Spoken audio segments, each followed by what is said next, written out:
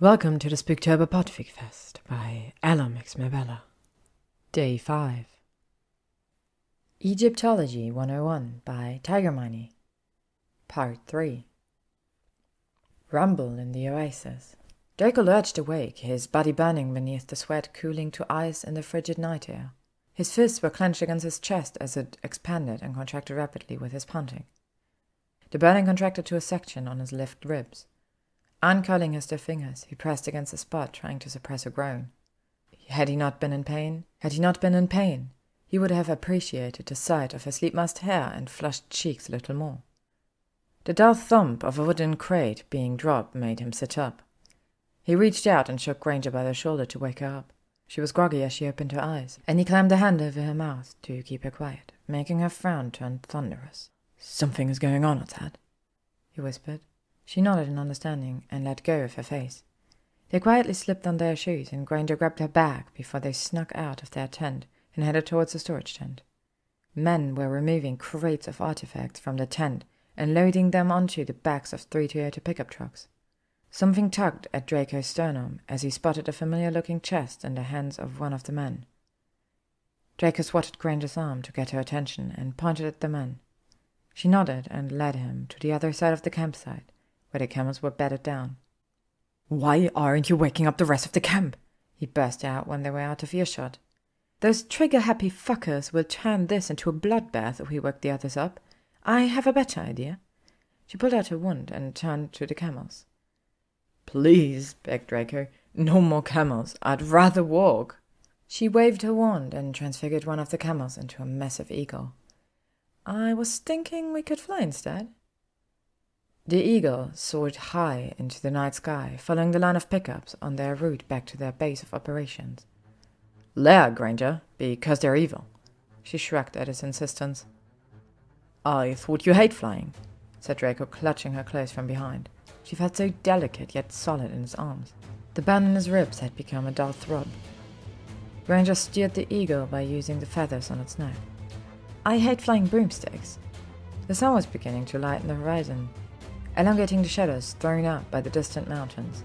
Below them, the pickups veered sharply right and disappeared into the sheer face of a cliff. Draco swallowed hard as Granger steered the eagle into a wide loop before descending and landing softly at the entrance to the cave.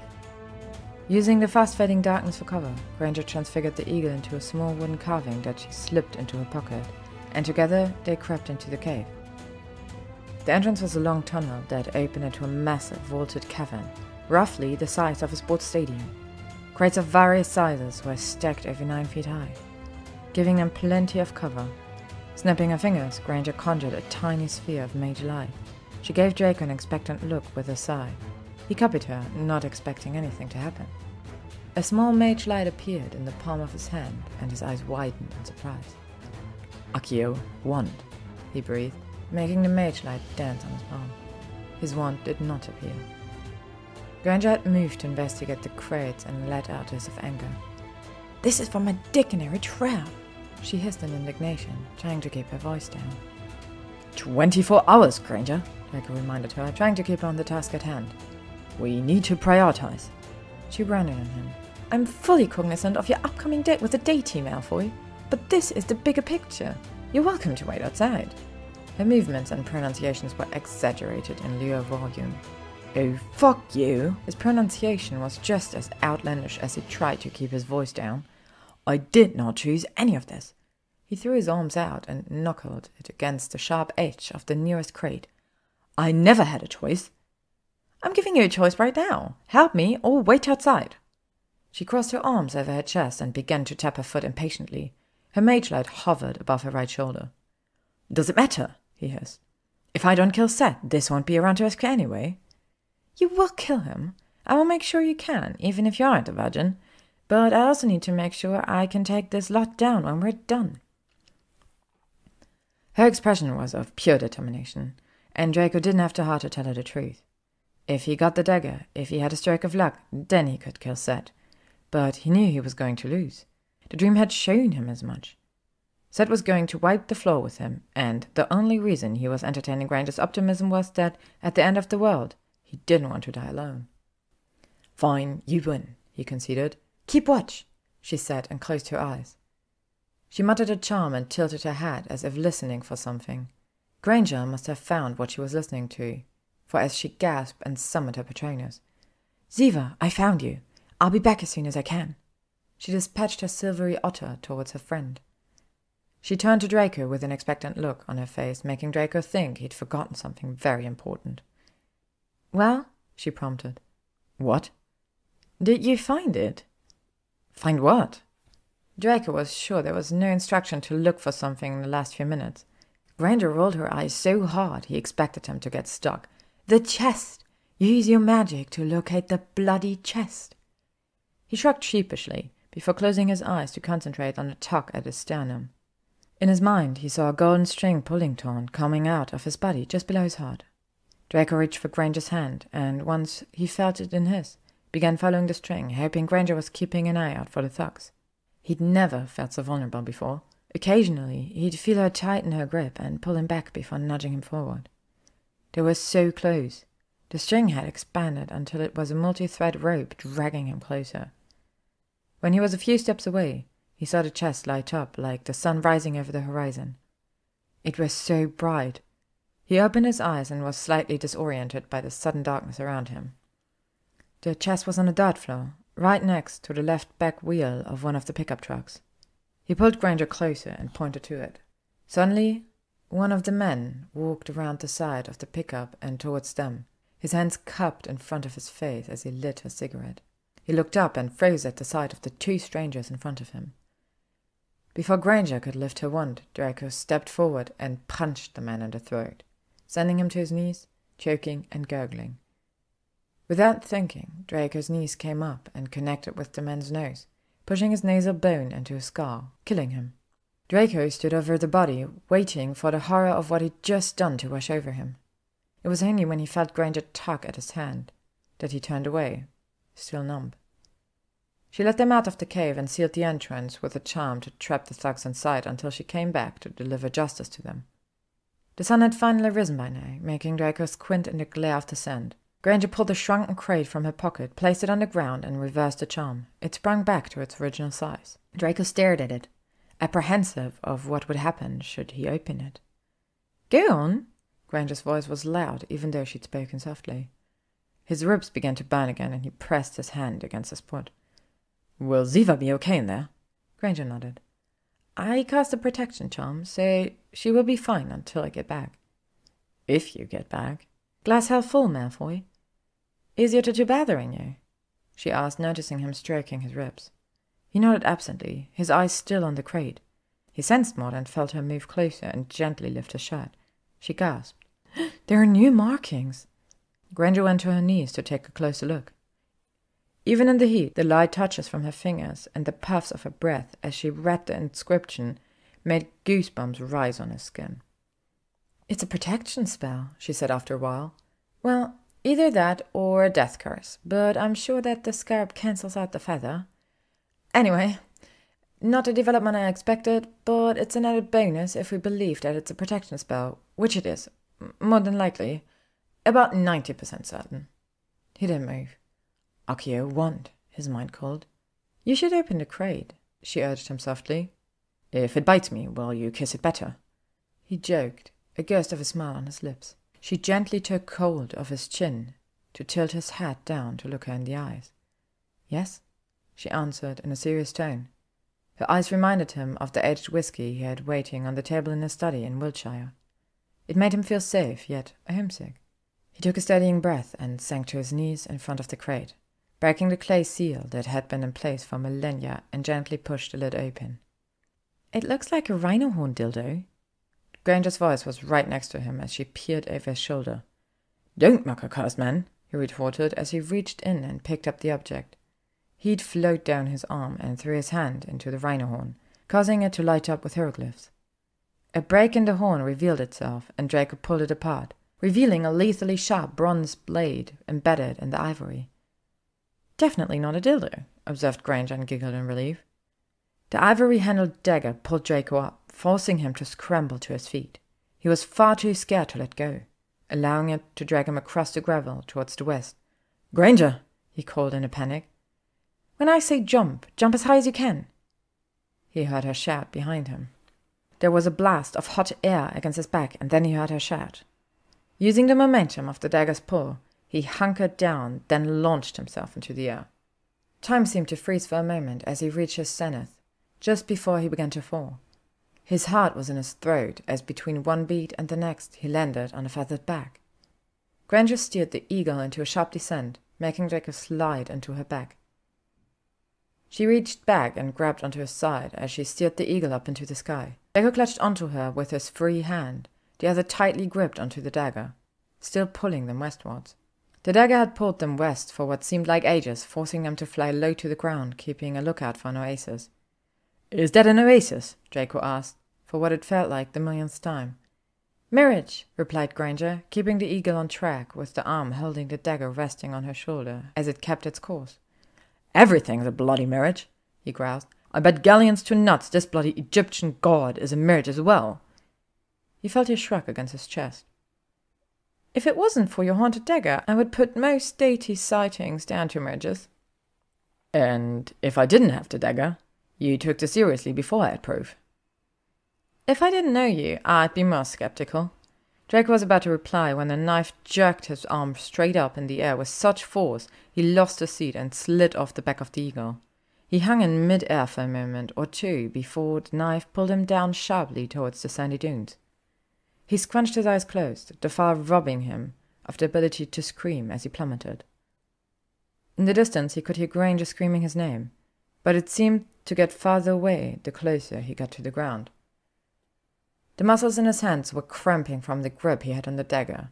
He cracked his eyes open, then closed them again as the desert floor rose up to meet him. Draco landed with a splash. Opening his eyes, he found himself underwater. The pull of the dagger eased, and he kicked his way up to the surface, gulping air greedily when he broke through. He swam to the bank and pulled himself out of the water onto the sandy edge, rolling onto his back to catch his breath. Above his head, palm trees towered into the sky, the fronds waxing in a breeze he didn't feel.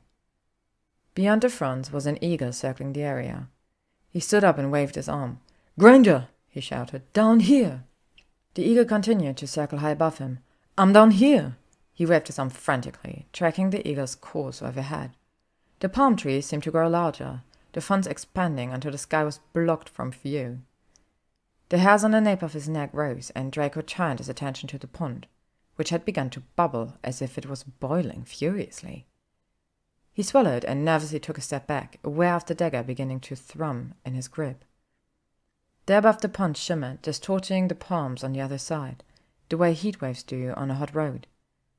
A pair of feet suddenly appeared on the heat waves, stepping down as if the waves were stairs. Slowly, the figure revealed itself. A humanoid creature with skin as red as the sand, with a dog's head, the teeth bared in a growl. Draco took a few more steps back, his heart thundering in his chest, his veins filled with icy adrenaline. The figure unclenched its hands and pointed at Draco, talking in a language he couldn't understand. This was sad, Draco realized, squeezing his eyes shut for a moment, desperately wishing it wasn't real. When he opened his eyes, Seth was directly in front of him, barely a foot between them. Seth raised his hands to his dog face and with a guttural chuckle removed the mask. Draco blinked in surprise. Objectively, Seth was good-looking, with strong features and bright yellow eyes. He spoke again, a smile on his face. He then ran a finger along the side of Draco's face, from the temple to the chin, tilting it up. Seth leaned closer, as if he was going to kiss Draco. He saw his chance and brought the dagger forward, aiming to stab Seth in the stomach. They got jerked back at last second, the dagger missing him by millimeters. He grabbed Draco by the jaw, lifting him off his feet. Seth's eyes turning orange. He looked Draco directly in the eye and said something to him in a soft voice, the tone unmistakable in its menace. He then threw Draco backwards, the hard landing leaving him winded, and the dagger fell from his grasp. Seth advanced, dropping his dog mask in the sand. Draco clawed at the ground as he tried to force air back into his lungs, gaping like a fish on land. Seth did a little jump and landed on Draco, straddling him. He held Draco's fist out, and his knees pushed Draco's thighs into the sand, immobilizing him. Seth leaned down and ran his nose along Draco's neck, muttering in ancient Egyptian. "Accio want," Draco's mind screamed in desperation. He watched as Set's teeth elongated into vicious canines. Draco began to thrash beneath the god, trying to break his hold. He drew in a breath and shouted, "Accio, wand!" Set paused at the words, then laughed. He lowered his head again, only to freeze as something flew out of nowhere and impaled itself in its forehead. Set threw back his head and howled in pain, releasing his grip on Draco, who used the distraction to push himself away and rolled to his feet. "Malfoy, duck!" He jumped to the side, narrowly missing being concussed by the eagle's wing as it flew over him, and grabbed Set by the shoulders in its razor-sharp claws. Set unleashed an earthly howl as the eagle carried him up through the funds into the sunlight. Draco scrambled to his knees, searching for the dagger amongst the dirt. His eyes caught a glint near the bank of the pond, and he dove for it, feeling its power surge through him. He tried to look for the eagle, but the canopy was too thick. Draco raced through the palms to the edge of the oasis, squinting at the sudden brightness of the sun in the open. He looked up and spotted the eagle wrestling with Set mid-air. In the furore, Hermione lost her grip and fell from the eagle's back. Draco's heart stopped during her descent, waiting to hear the dull thud of her hitting the ground. It never came. Of course it didn't. Granger was smarter than that. She landed softly due to her remembering the arrest to momentum spell and immediately began running towards him. Above them, Set began to pull the eagle apart, tearing it into chunks as his feathers rained down on the couple. Parts of the eagle hit the ground in meaty thumps until finally Set landed in front of Draco. He noticed Granger a few feet away. "Stay back!" Draco shouted at her and stared the god down. "I've had just enough of you. You dragged me to the middle of nowhere. I haven't had a decent cup of tea in weeks, and now you've nearly killed Granger. Enough is enough." He adjusted his stance, ready for whatever the god did next. Set threw back his arms and roared, making the trees rattle at the sound. "Shut up!" roared Draco in return. His anger seemed to ignite the power of the dagger, and he ran at Set. As he reached him, Draco slid to the floor and between Set's legs, catching his anchor with the dagger. It nearly amputated his foot. Set roared and turned to catch Draco, the movement removing his foot completely. The foreign object was still lodged in Set's forehead, seemingly forgotten during his aerial tussle. Set fell to his knees, howling in rage, and swiped out to grab Draco. "Looks like even gods have Achilles' heels." "Stop taunting the angry god!" Granger shouted. He turned to shout over his shoulder at her. "It's not like he can hurt." Draco was cut off by Set surging forward and tackling him to the ground. Up close, Draco recognized a piece of wood lodged in Set's head. He pulled it out, unleashing another howl. He looked at his wand in his hand. "Took you long enough." He scolded it, then jabbed it against Set's neck. This forced the god's head up and back, his body arching away from Draco, giving him space to stab Set in the stomach and pull the dagger up towards his ribs. Set cried out in a voice that was almost human, and he lit up from the inside before exploding in a spray of blood and fine meaty chunks, covering Draco and god viscera. Draco fell back panting and closed his eyes. It was finally over. Draco lay on the sofa reading the local wizarding newspaper. The Daily Chronicle, sipping on a coffee brewed by Ziva that was so strong he was surprised a teaspoon hadn't dissolved in it. The front page featured photos of Granger and Ziva helping the authorities to identify and return the stolen artifacts they'd recovered and arrest the responsible parties. It seems that Leslie had been the mole, advising the syndicate where to find the dig sites. Granger had continuously cried, "I told you so," for about an hour after that had been revealed. He gingerly sat up as he heard the front door open, his lips still tender from the fight. When he had checked that morning, the tattoos had faded slightly, but it didn't look like as if they were going anywhere. Granger padded into the courtyard and paused when she saw him. "I'd have expected you to take the first portkey home," she said, moving into the kitchen to pour herself a coffee. She placed an object on the table that she'd carried in with her. He stood up and followed her. "Are you so desperate to get rid of me?" He leaned against the table and crossed his arms. She shrugged. "I can't imagine that Egypt holds any fond memories for you." Her eyes darted towards the object she'd brought with her. He turned and glanced at it. "What is it?" "The cause of all our problems. It's a canopic jar, but as you can see, it's made from obsidian instead of the usual pottery. Someone broke the lid off and unleashed the curse." She took a sip of her coffee, then picked up the jar. "Thieves never read the inscriptions. It says right here, 'Open this to unleash hell.' She rolled her eyes and placed it back on the table. I still can't pinpoint how your family line is involved, but that will take months. So when is your portkey back to England? To be honest, I was thinking of staying. You know, to make better memories of Egypt. Hermione tilted her head at him. I don't see how. He stepped forward and took her hand, placing a kiss on her knuckles. Have I thanked you yet? For what? Her voice was suddenly tight as he brushed the pad of his thumb over the spot he'd just kissed. For saving my life, for trusting me. Even though you lied. He reared back at the accusation. You lied about your virginity, she explained. Well, Granger, it's not exactly a bragging point, is it? Hello, I'm Draco Malfoy. I'm 28 and still a virgin. It would have made my planning a lot easier, she pointed out. He frowned. So you're not going to ask me why I'm still a virgin? It's not my business, but your prudishness definitely saved the day. I'm not a prude, he huffed in annoyance. I just never got around to it. Hermione's expression morphed into one of concern. Oh, sorry, I didn't know you were asexual. What? No, I'm not. I don't. He shook his head. It's not like that. I can't perform with someone I don't trust. I have sex with the wrong person, and it could end very badly. So you just avoid sex completely? That's... She trailed off, considering his words. I can respect that. I mean, you're not missing out on much. Sex is awkward and messy. Someone always ends up in a wet spot, and don't get me started on the fact that men can't aim for shit. He cut her off with a kiss and then immediately stepped back. I'm sorry, Aisha. She grabbed him by the cheeks and kissed him back. When they finally broke apart, he looked her in the eye. Awkward and messy sound appealing if it's with you, he whispered. She laughed and pulled him in for another kiss. The end.